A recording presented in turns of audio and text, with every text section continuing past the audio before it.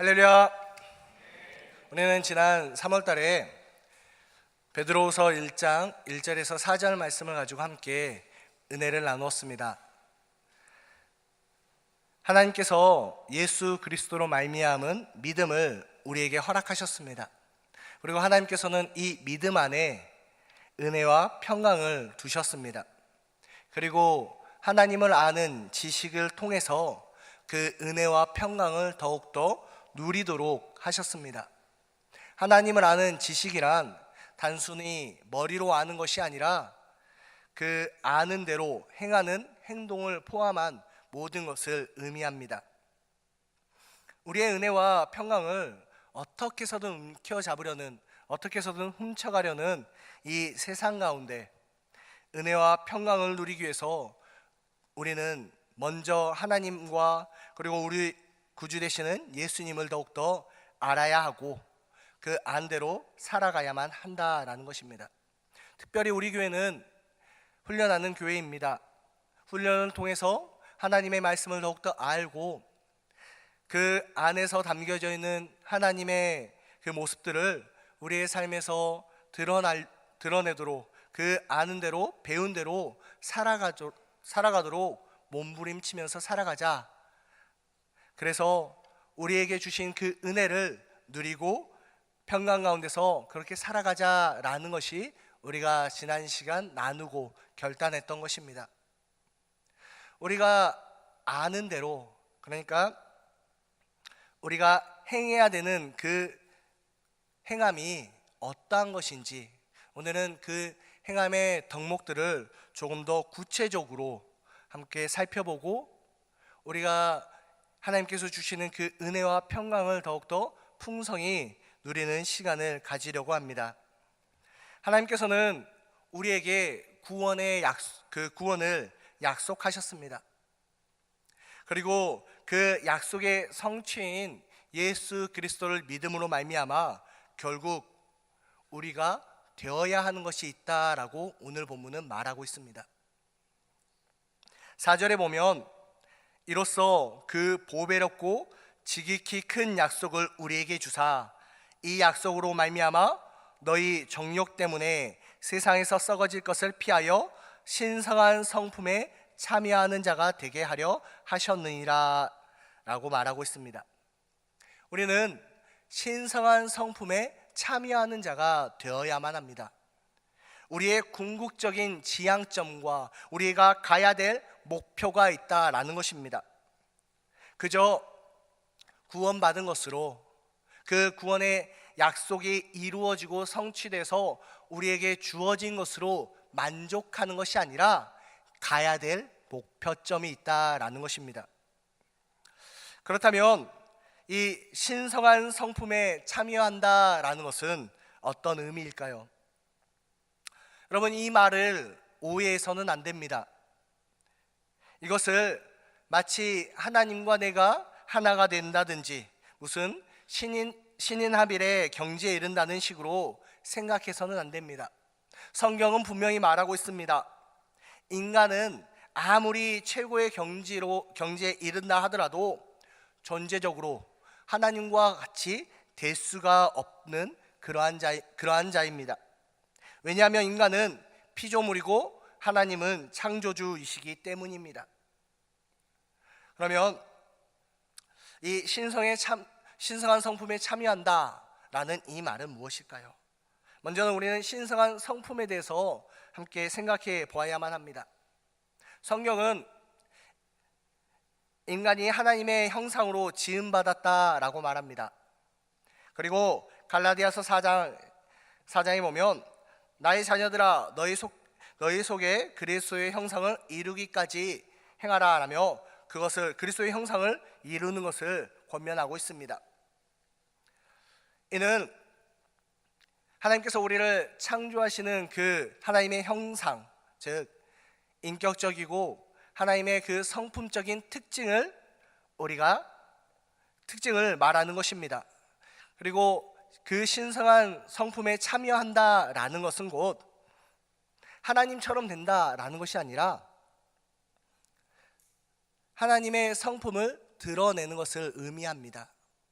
마치 태양과 그 태양빛을 반사하는 거울과 같습니다. 분명 거울은 태양과 다르지만 태양빛을 반사합니다.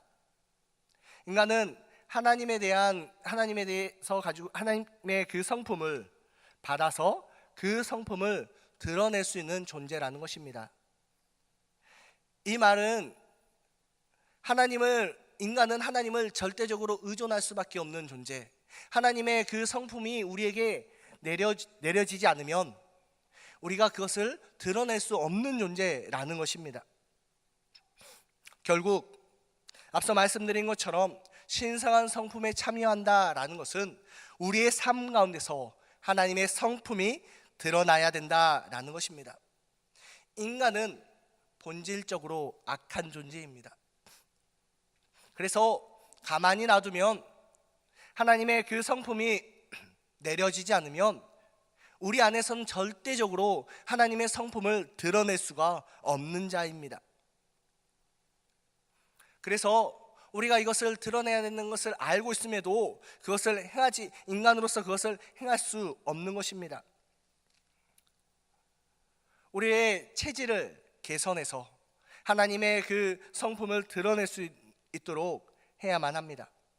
그러기 위해서 우리는 하나님의 성품이 어떠한 그 특징을 가지고 있는지를 알아야만 합니다.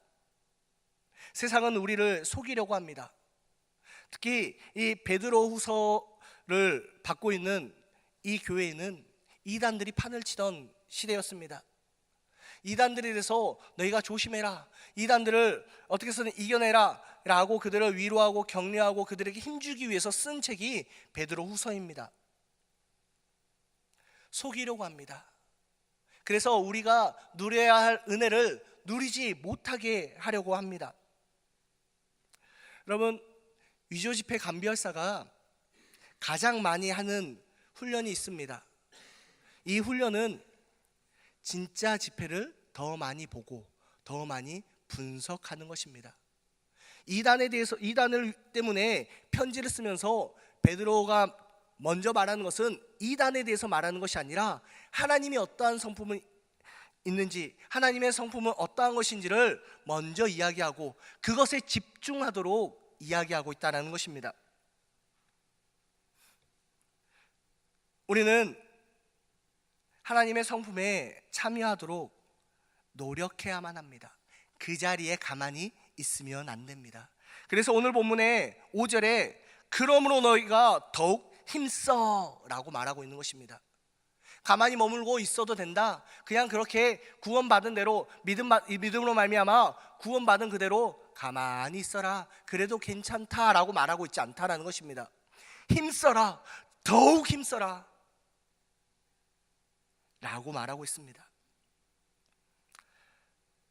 하나님의 성품, 그러한 것들은, 그 성품의 덕목들은 무엇일까요? 먼저 베드로는 이 궁극적으로 가야 될 신성한 성품에 참여하는 이 목표점까지 가는데 첫 시작을 믿음으로 이야기하고 있습니다. 믿음은 이후에 말하고 있는 다른 덕목들 중에 하나가 아닙니다. 그것들의 기초가 되는 것입니다. 신성한 성품에 참여하기 위해서는 믿음이 있어야만 합니다. 믿음이 있는 자만이 그 목표점까지 갈 수 있습니다. 사람들은 너무나 많이 오해합니다.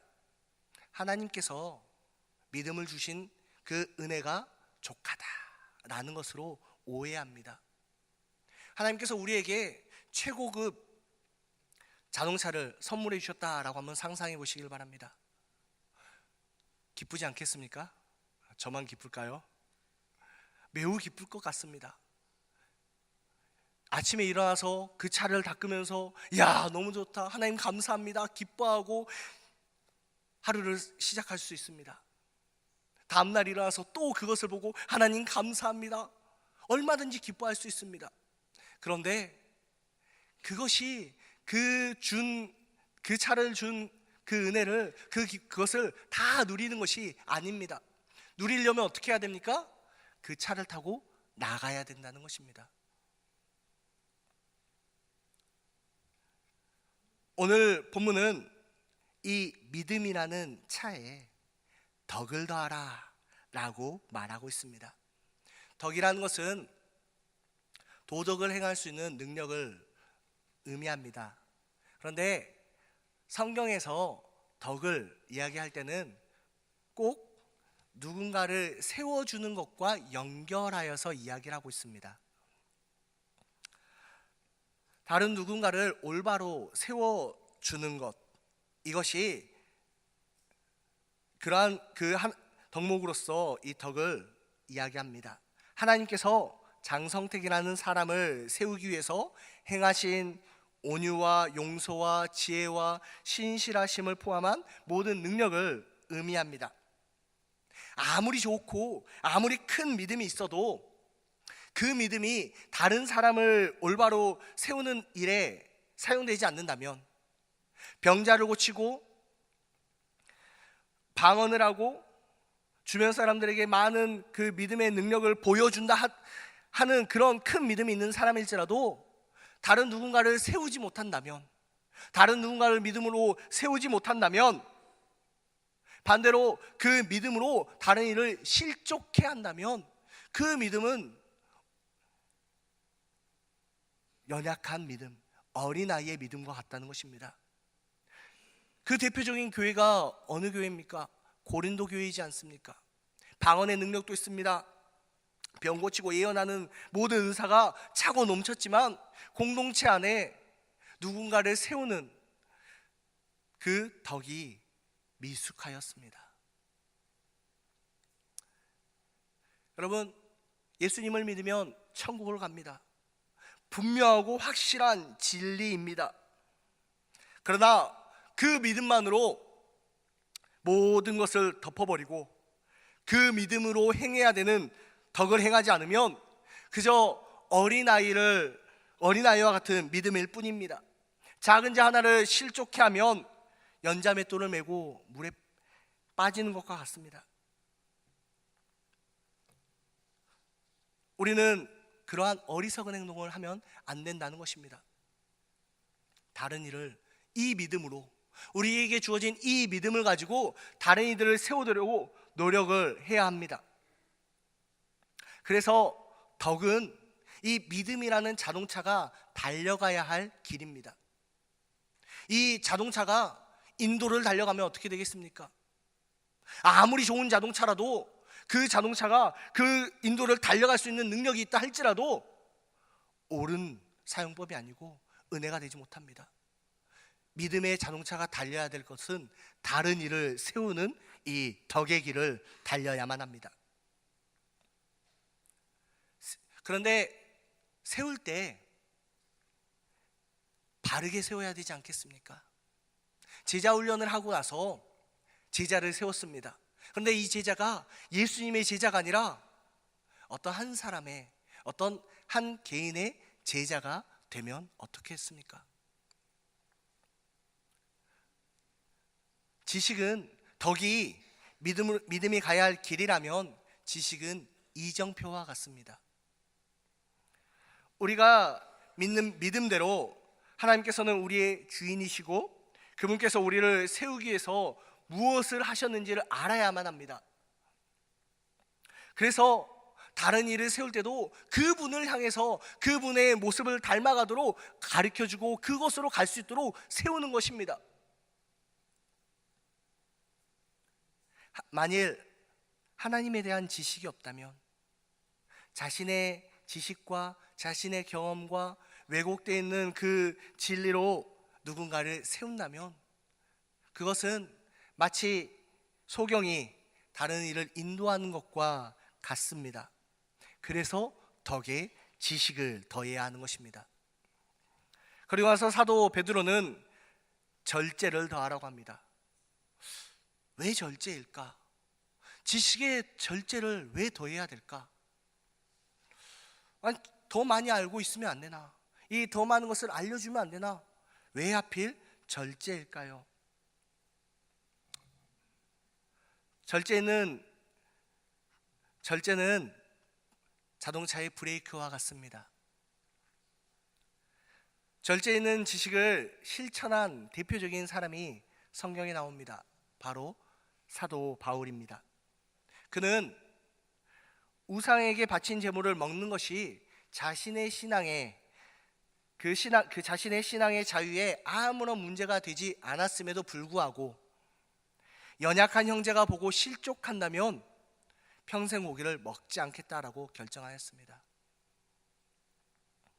그렇게 해도 좋지만 그렇게 한다고 해서 지옥 가는 일이 아님을 확실히 알고 있다 해도 교회의 덕을 위해서, 다른 이의 덕을 위해서 절제하는 것, 멈추는 것입니다. 또한 이 절제는 지식을 전달해주는, 하나님에 대해서 알고 권면해주는 그 것에 또한 필요한 것입니다.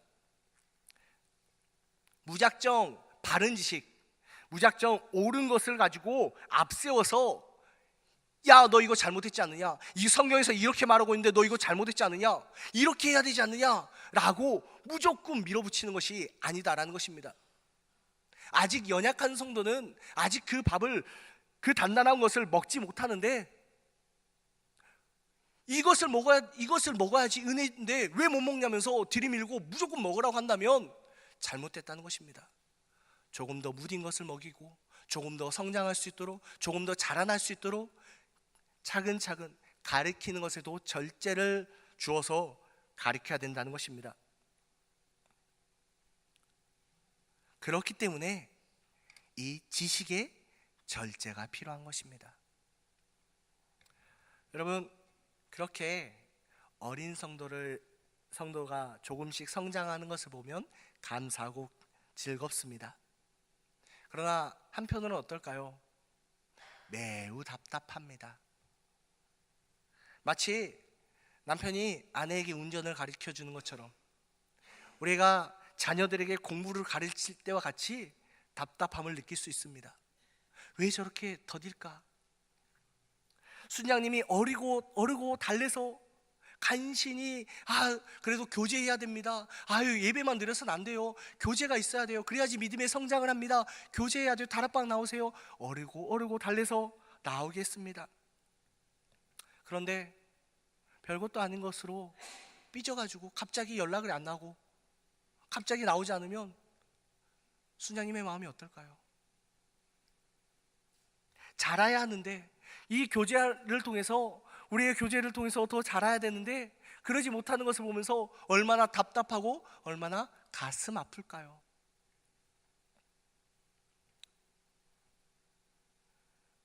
우리의 이 일은, 우리가 다른 일을 세우는 이 일은 한두 번 하고 멈춰서는 것이 아닙니다. 계속되어야만 합니다. 그렇기 때문에 우리에게 필요한 것이 바로 참아내는 것, 인내가 필요하다는 것입니다. 그렇게 참으면, 그렇게 인내하다 보면 여러분, 누가 떠오를까요? 하나님이 떠오를 수밖에 없습니다. 하나님, 저 성도 때문에 너무나 힘듭니다. 저 성도가 자라야 되는데 알지 못하고 지금 더디게 자랍니다. 더디게 자랍니다. 하나님, 어떻게 해야 됩니까? 그러면서 하나님께서 내게 주신, 나를 위해서 참아주시는 그 인내를 생각하게 되고, 하나님께서도 나의 그 부족함과 연약함을 얼마나 참아내어 주셨을까? 하나님께서 나에게 얼마나 많은 은혜를 주셨구나. 그러면서 알아가게 되고, 하나님께서 주시는 힘을 공급받게 되고, 더 하나님에 대해서 깊게 알아가고 교제하게 됩니다. 마치 우리가 자동차를 타고 가면 혼자 갈 때는 매우 힘들고 어렵지만 옆에서 졸리면 깨워주고, 먹을 거 있으면 먹을 거 주고, 이야기해주고, 휴게소 들리면 안마해주는 누군가가, 동행자가 있다면 우리가 그 길을 더욱더 깊게 갈 수 있고 그 차를 타고 가면서 더 많은 교제를 할 수 있는 것과 같이, 우리가 이 일을 할 때 하나님과 동행하며 하나님과 더 깊은 교제를 나누게 된다라는 것입니다. 이것을 한 단어로 경건이라고 합니다. 그래서 인내에 경건을 더하는 것입니다. 하나님과 교제만 깊어지는 것이 아닙니다. 그 어린 성도의 변화가 더디면 그냥 변화가 더디구나 라고 내버려 둘 수가 없습니다. 왜? 우리는 그 덕을 세우는 그 길을 가고 있기 때문에. 그렇기 때문에 그 성도를 위해서 기도하다 보면 그 성도의 눈물이, 그 성도의 아픔이 나의 눈물이 되고 나의 기도 제목이 됩니다. 마치 자동차에 사랑하는 아내가 타고 있고 뒤에 자녀들이 타고 있는 것처럼 그렇게 같이 가게 됩니다. 그래서 형제 우애가 더해지는 것입니다. 우리는 하나님께서 우리에게 믿음이라는 자동차를 주시고 이 차를 가지고 나아갈 수 있도록 이것을 누리라고 하셨습니다. 이 가운데 은혜가 있고 평강이 있는데 어리석은 사람은 그 차를 차고에 놓고 그저 보고 즐거워합니다. 하나님께서는 이 믿음의 차를 타고 신성한 성품이라는 목표를 향해서 가라고 하십니다. 그래서 그 믿음의 능력을, 믿음의 은혜를, 믿음의 그 풍성함을 더욱더 누리라고 말씀하십니다. 여러 길이 있지만, 그 믿음의 차를 타고 여러 길을 갈 수 있지만 다른 길이 아니라 다른 누군가를 세우는 덕의 길을 가라갑니다. 어느 방향으로 가야 되는지 알아야 되는 이정표를 따라서 그 하나님에 대한 지식을 따라서 갑니다. 때로는 브레이크를 밟아야 할 때도 있습니다. 폭풍우를 만나고 더디게 느리게 가야 할 때도 있습니다. 그러나 그 길을 홀로 가지 않습니다. 하나님과 동행하여 그 길을 갑니다. 그러다 보면 우리 뒤에 가족들이 있고 사랑하는 형제들이 함께 가게 됩니다. 여러분, 방금 이 말한 덕목들을 한 폭의 그림으로 그렸다라고 하면 여러분, 그 그림의 제목을 무엇이라고 붙이겠습니까? 성경은 그것을 사랑이라는 제목으로 붙였습니다. 악하고 음란한 이 세대,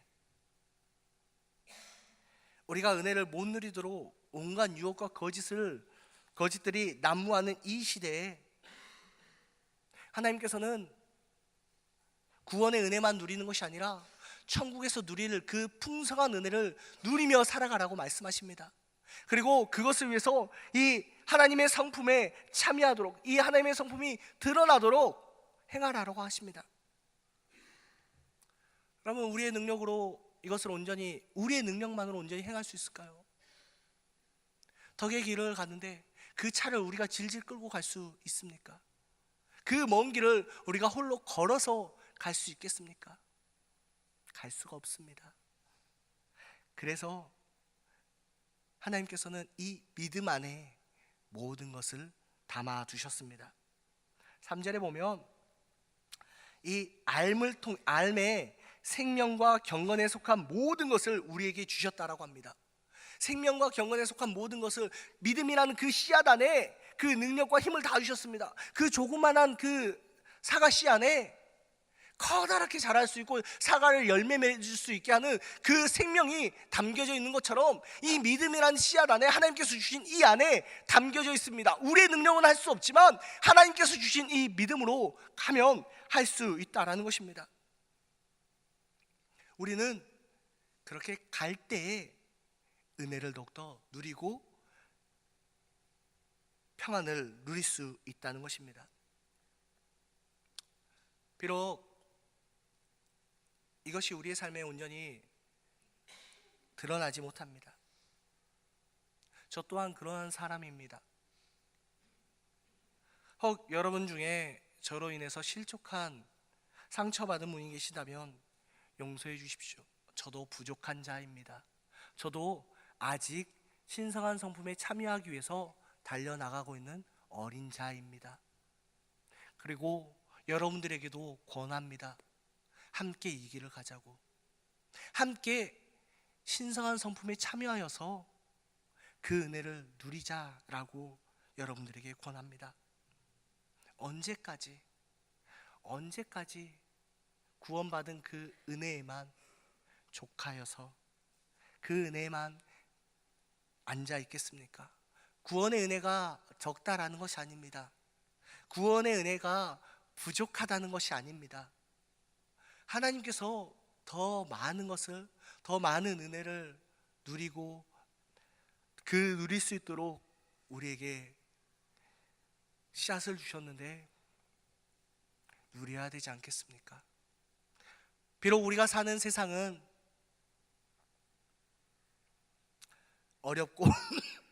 어렵고 그 길을 가는데 방해점도 많고 유혹하고 넘어지게 하는 것들이 많을지라도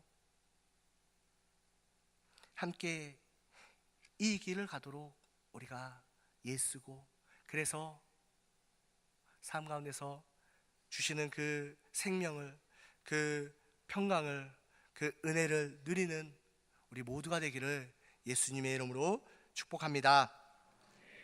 이 시간 우리가 말씀을 생각하면서, 하나님, 아직 저에게는 이러한 덕목이 부족합니다. 믿음은 있는데, 예수님을 내 구주로 삼고 믿고 있는데 아직 누구를 세우는 것에는 아직 어린 것 같습니다. 하나님, 저에게는 하나님을 아는 지식이 부족합니다. 하나님, 저에게는 인내가 부족합니다. 하나님, 저에게는 하나님과 동행하는 그 경건이 부족합니다.